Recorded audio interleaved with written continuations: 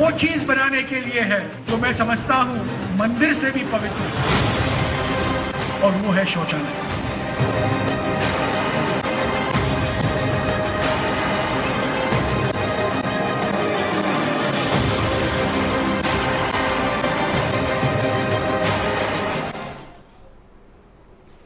नमस्कार, मैं हूं सुरेश चौहान के और आप देख रहे हैं बिंदास बोल। बिंदास में हम आपके सामने मुद्दा लेकर आए हैं, जैसे कि आप मेरे पीछे देख रहे हैं, जयराम रमेश। जी हाँ, पता नहीं आजकल कांग्रेस के नेताओं को क्या हो गया है, हिंदू भगवान और मंदिरों के पीछे ऐसे हाथ धो के पड़े कि कुछ समझ में नहीं आता है।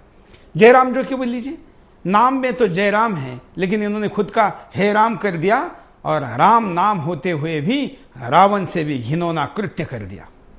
जयराम रमेश मंदिरों को टॉयलेट की तुलना में टॉयलेट ज्यादा पवित्र मानते हैं।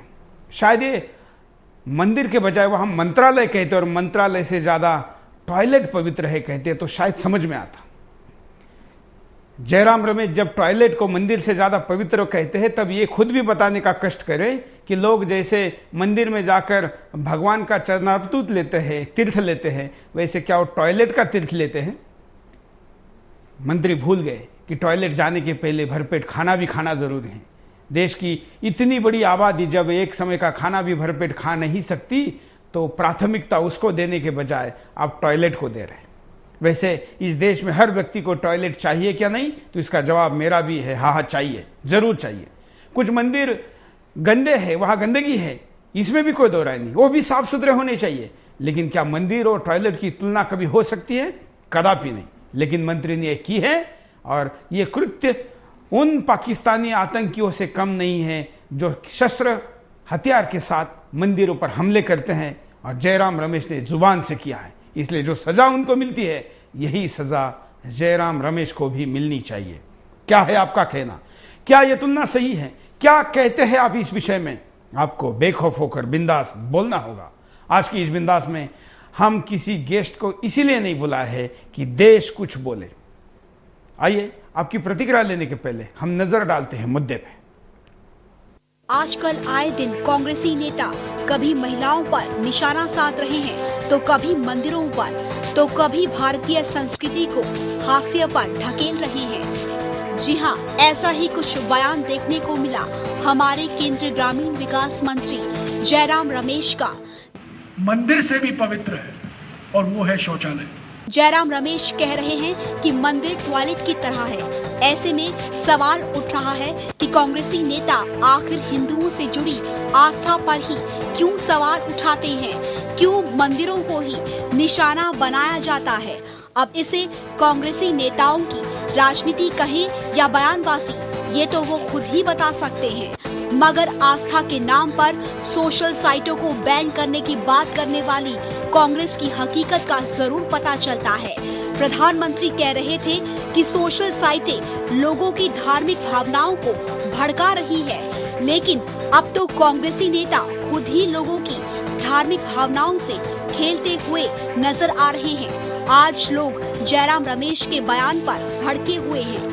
लोग विरोध प्रदर्शन के लिए सड़कों पर उतर आए हैं, क्योंकि इससे हिंदुओं की धार्मिक भावनाओं को ठेस पहुंची है।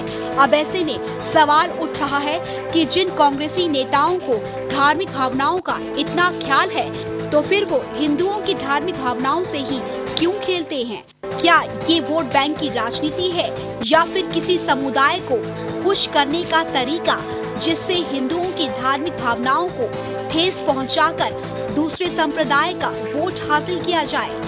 लोग कह रहे हैं कि कांग्रेस को विकास और सुशासन के नाम पर तो वोट मिलने वाले नहीं हैं, क्योंकि सरकार ने भ्रष्टाचार में नाम कमाने के अलावा और कुछ भी नहीं किया है।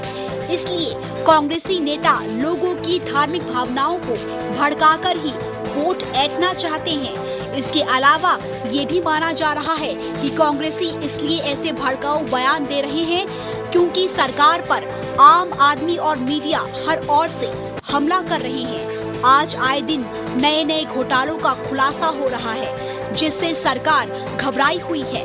इसी से लोगों का ध्यान बटाने के लिए ये कांग्रेसी नेता ऐसे बयान दे रहे हैं। लेकिन चाहे जो भी हो, कांग्रेसी नेता जिस तरह की गंदी राजनीति कर रहे हैं, उससे आने वाले समय में देश के हालात सामान्य होने की संभावना कम ही दिखाई दे रही है, क्योंकि आज सरकारी नेता खुद ही लोगों की धार्मिक भावनाओं को भड़का रहे हैं। ऐसे में आप खुद ही अंदाजा लगा सकते हैं कि सरकार किस तरह की राजनीति कर रही है। जब सरकारी राजनेता ही हिंदुओं की धार्मिक भावनाओं से खिलवाड़ करने लगे तो क्या होगा देश में हिंदुओं का और हिंदू धर्म से जुड़ी आस्थाओं का।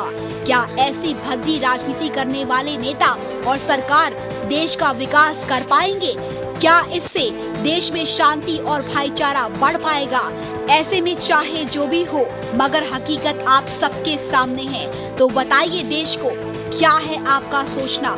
बिंदास बोल में बेखौफ होकर।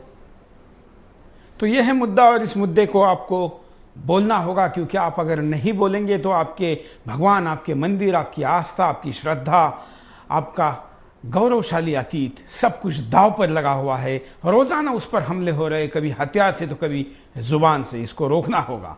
जयराम रमेश का किसी दूसरे धर्मों के प्रार्थना स्थल के बारे में ऐसा कहने की हिम्मत कर सकते हैं? कदापि नहीं। लेकिन मंदिरों के बारे में वो कर रहे हैं। आइए कुछ कॉलर से बात करते हैं, सुनते हैं उनकी राय। नमस्कार। नमस्कार, वंदे मातरम। बोलिए। ये जो जयराम रमेश ने जो बयान दिया है, हिंदुओं की भावना पे चोट की है, ये इस देश में फैशन हो गया कि हिंदुओं को गाली दो और राज करो। जैसे मकबूल फिजा हुसैन चित्र बनाया करते थे नग्न, और ऐसे लोगों ने आधे पार कर दिए। अब हमारे जो पंत प्रधान है उनको नींद कैसे आती है? 3 दिन हो गया। एक आदमी को जब पकड़ा था ऑस्ट्रेलिया में तो उनकी नींद हराम हो गई थी। हमारे मंदिरों के बारे में इतना विरोध करने के बावजूद आज तक उनका इस्तीफा नहीं मांगा गया। मैं तो एक बात ये बोलता हूँ, ध्यान से सुनिएगा, कि यह व्यक्ति को यदि शौचालय मंदिर से पवित्र लगता है तो शौचालय में विसर्जित होने वाला मल का प्रसाद खाना चाहिए उस व्यक्ति ने। अगर ये आदमी दूसरे धर्म के बारे में यदि इतना बोलता था तो उनके सर कलम का फतवा निकल जाता था। लेकिन हमारे हिंदुओं की बात सुनने वाला इस देश में आज कोई नहीं है। जब से कांग्रेस शासन में आई है तब से हिंदुओं का दिन प्रतिदिन अपमान होते रहा है, होते जाएगा। ये मुख्य समस्याओं से ध्यान हटाने के लिए ये इनका षड्यंत्र है। बिल्कुल, धन्यवाद। अगले कॉलर से बात करते हैं, उनकी भी राय सुनते हैं। आप भी कॉल कर सकते हैं, अपनी बात को रख सकते हैं। नमस्कार। नमस्कार सुरेश जी। बोलिए। सुरेश जी, मैं दो बार बताता हूँ। पहली बात तो मैं रमेश जी को बताता हूँ कि खाना ऊपर से खाया जाता है, नीचे से नहीं खाया जाता। हाँ सुरेश जी। बोलिए बोलिए। सुरेश जी, मैं बताऊँ कि खाना ऊपर से खाया जाता है, नीचे से नहीं खाया जाता है। जरा रमेश जी को ये सोचना चाहिए कि खाना नीचे से खा के खाना दिखा रहे। दूसरी बात ये, इनका कांग्रेसियों का गंदगी फैलाने का एक नेचर हो गया है। एक नेता गंदगी फैलाता है, उसके बाद दूसरा गंदगी फैलाता है। तो इनको ये कहते कि देश में टॉयलेट नहीं बना, तो इनके 60 साल इनकी सरकार है, ये फिर क्या करे? और दोस्त किसको देते हैं? दोस्त निकम्मे तो यही लोग हैं और दोषी तो यही है। इन्होंने 60 साल देश पर राज किया, फिर दोस्त किसको कहते हैं कि टॉयलेट नहीं बना, वो नहीं बना?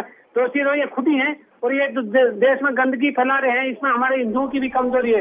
बिल्कुल बिल्कुल, आपने सही कहा। हम अगले कॉलर के पास भी चलते हैं, उनकी भी बात सुनते हैं। नमस्कार।